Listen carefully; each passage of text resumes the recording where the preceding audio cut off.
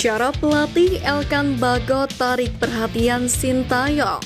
Kapten Jepang pantang remehkan Timnas Indonesia.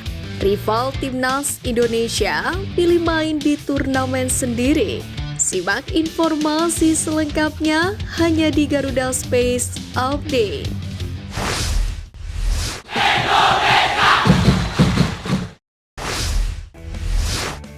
Demi tarik perhatian Sintayong, pelatih Ipswich Town Kieran McKenna akan meminjamkan Elkan Bagot ke klub lain.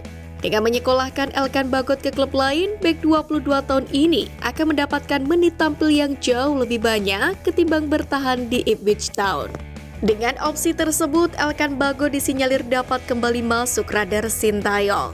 Tenaga bek bertinggi badan 196 cm ini dapat memperkuat kedalaman lini belakang Timnas Indonesia yang sebelumnya berisikan Rizky Ridho, Jesus, Justin Hubner, Muhammad Ferrari, dan juga Jordi Amat. Kieran McKenna paham Elkan Bagot memiliki kualitas. Kualitas itu dinilai McKenna bisa semakin terasa jika bek berdarah Inggris Indonesia mendapatkan menit tampil yang banyak. Sekretaris Jenderal atau Sekjen PSSI Yunus Nusi menunggu janji pengelola Stadion Utama Gelora Bung Karno, yakni untuk menghadirkan rumput berkualitas untuk berikan kenyamanan Timnas Indonesia berlaga. Sebab kondisi SUGBK sempat menjadi sorotan saat Timnas Indonesia berlaga.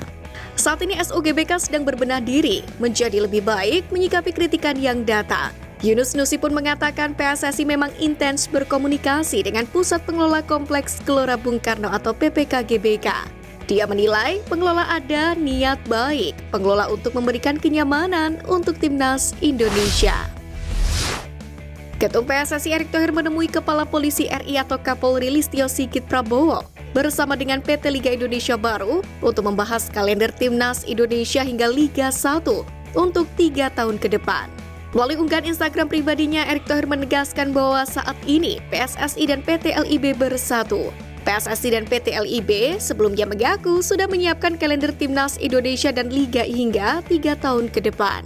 Kalender tersebut dibentuk agar tidak terjadi bentrok antara Timnas Indonesia dan Liga 1.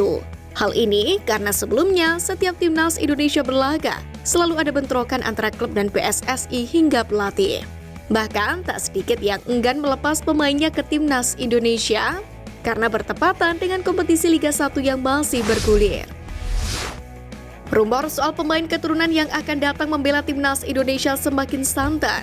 Pundit sepak bola tanah air Coach Justin membongkar 2 nama yang bakal bergabung dengan skuad Garuda. Mereka adalah Miss Hilgers dan Ole Romeni. Keduanya bukan sosok asing bagi pecinta sepak bola tanah air. Sebab keduanya memang santer dirumorkan dengan Timnas Indonesia. Bahkan Miss Hilgers sempat ingin diproses naturalisasi di era Jordi Amat dan kawan-kawan kemarin. Sedangkan Ole Romeni mengakui telah dihubungi oleh PSSI.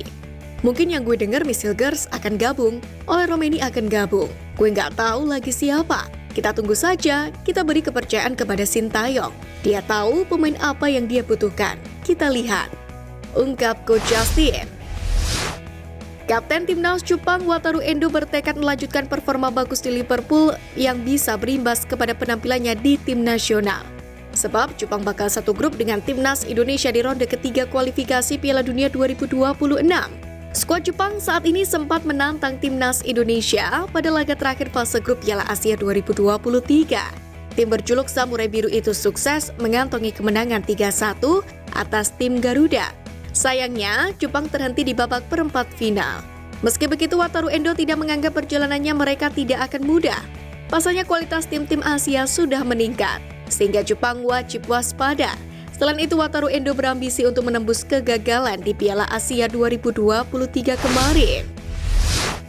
Kapten Timnas Indonesia U16 Iputu Panji Apriawan menyimpan mimpi yang besar setelah berjuang bersama rekan-rekannya di Piala AFF U16 2024. Pemain asal Tabanan Bali itu sudah memiliki bayangan soal target yang ingin diraih di masa mendatang. Tentu Panji bakal berusaha untuk bisa terus berkembang hingga menembus skuad senior Bali United. Sebab dengan menjajaki level profesional, pemain berusia 16 tahun ini bisa memperjuangkan mimpi besarnya sebagai pesepak bola, yakni melanjutkan karir di luar negeri. Di Piala AFF U16 2024, Iputu Panji memang menjadi salah satu pemain yang tampil menonjol bersama Timnas Indonesia U16. Selain berperan sebagai kapten, posisinya juga tak pernah tergantikan di jantung pertahanan. Salah satu keunggulan yang menonjol dari pemain asal Bali United Youth ini ialah aspek kepemimpinan. Sebab saat timnya sempat menghadapi friksi dengan pemain Australia di semifinal dan menjadi penengah keributan saat itu. Gelandang diaspora Timnas Indonesia U16 Lucas Ravelli harus berusaha agar bisa beradaptasi dengan formasi yang diterapkan oleh Nova Arianto pada Piala AFF U16. Pasalnya, Lucas Lee harus bermain dengan gaya permainan yang berbeda bersama dengan Timnas Indonesia. Bersama klubnya di Amerika Serikat yakni The Anza Force, dia biasanya mengisi posisi sebagai gelandang bertahan. Namun perbedaan formasi yang diterapkan Nova Arianto membuatnya mesti beradaptasi. Pada Piala AFF U16 kemarin, Timnas Indonesia U16 biasanya menurunkan 2 pemain di lini tengah, baik itu dalam skema 3-4-3, 4-4-2, maupun 4-2-3-1. Perbedaan taktikal yang dihadapinya ini memang menjadi pengalaman baru. Lucas pun mendapatkan perspektif baru, baik dari skema permainan Nova Arianto maupun karakter pemain Indonesia yang berbeda.